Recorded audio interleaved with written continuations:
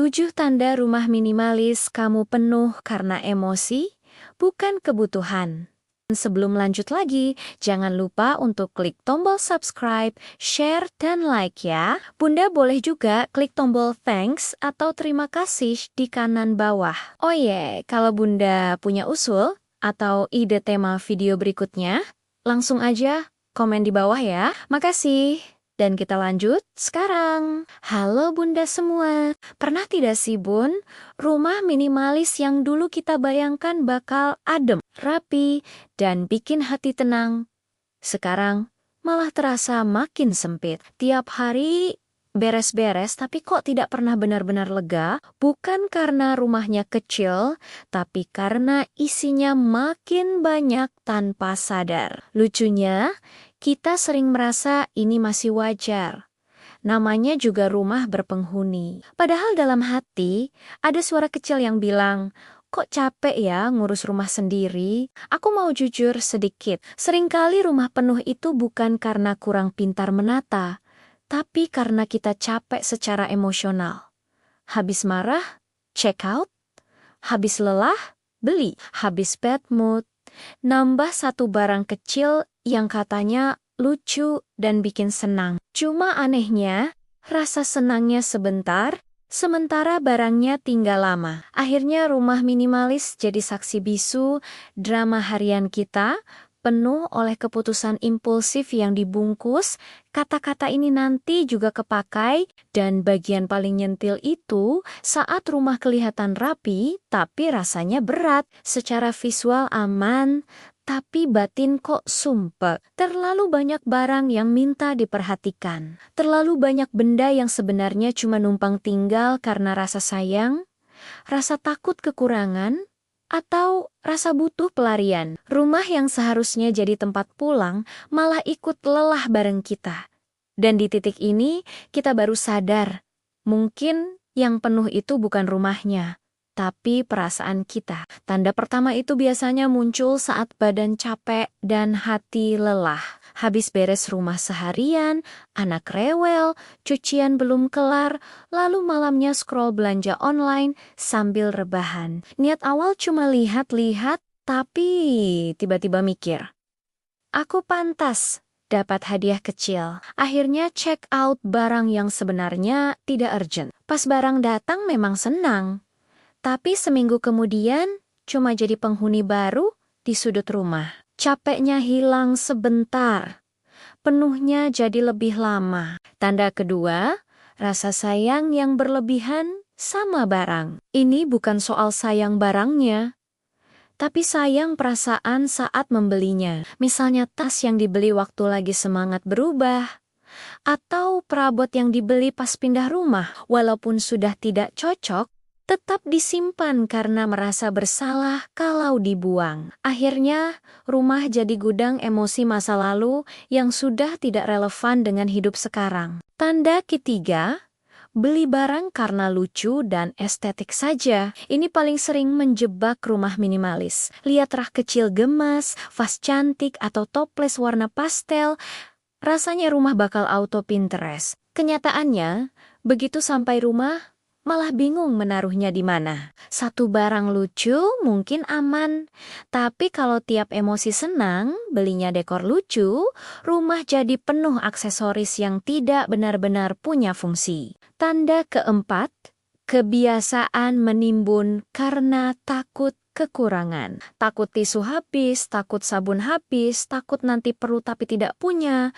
Akhirnya beli cadangan banyak. Logikanya ingin aman, tapi realitanya rumah jadi penuh stok. Dapur sesak, kamar mandi sesak, lemari sesak, dan tiap lihat isinya malah bikin pusing karena merasa harus mengatur semua itu. Tanda kelima, rumah dijadikan pelarian emosi. Setiap ada masalah, solusinya ganti taplak, ganti gorden, beli rak baru, beli lampu baru. Seolah kalau rumah berubah, perasaan juga ikut beres. Padahal seringnya yang berubah cuma tampilan, bukan beban pikiran. Dekor boleh, tapi kalau tiap sedih, obatnya belanja rumah, Rumah minimalis pelan-pelan kehilangan makna sederhananya. Tanda nomor 6.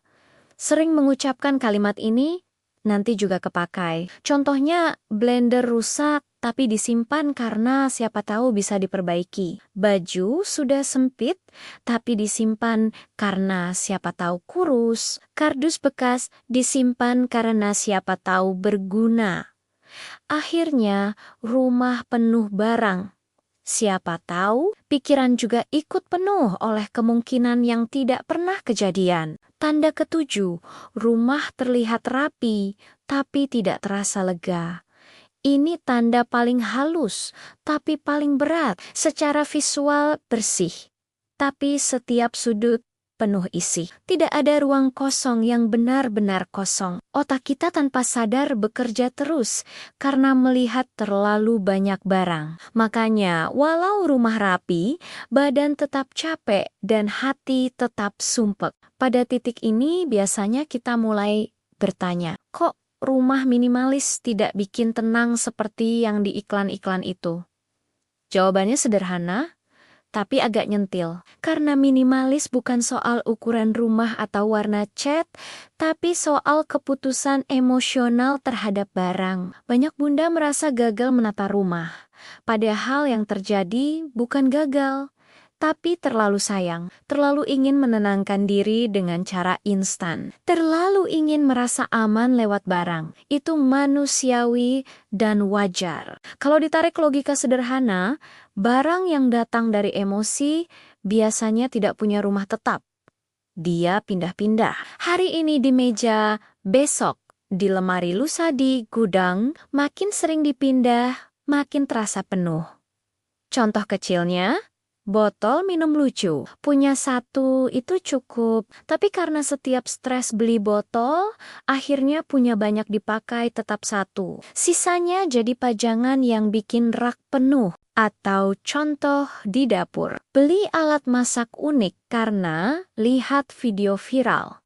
Dipakai sekali dua kali, lalu disimpan. Dapur yang harusnya fungsional malah jadi museum peralatan. Atau malah di kamar tidur, bantal dekor banyak karena ingin kamar terlihat cozy. Akhirnya tempat tidur penuh bantal. Mau tidur saja harus mindahin dulu. Lucu tapi capek. Sebenarnya rumah minimalis butuh satu hal utama, ruang kosong. Bukan cuma kosong secara fisik, tapi kosong dari rasa bersalah, rasa sayang berlebihan, dan rasa takut kekurangan. Kalau satu hari kamu merasa rumah makin penuh, coba jangan langsung beli rak tambahan. Berhenti sebentar dan tanya ke diri sendiri, barang ini datang dari kebutuhan atau dari perasaan hari itu? Pelan-pelan, belajar jujur sama diri sendiri. Kalau lagi capek, istirahat. Kalau lagi sedih, ngobrol. Tidak semua emosi harus disembuhkan dengan belanja. Rumah itu seperti sahabat. Dia menyimpan apa yang kita titipkan.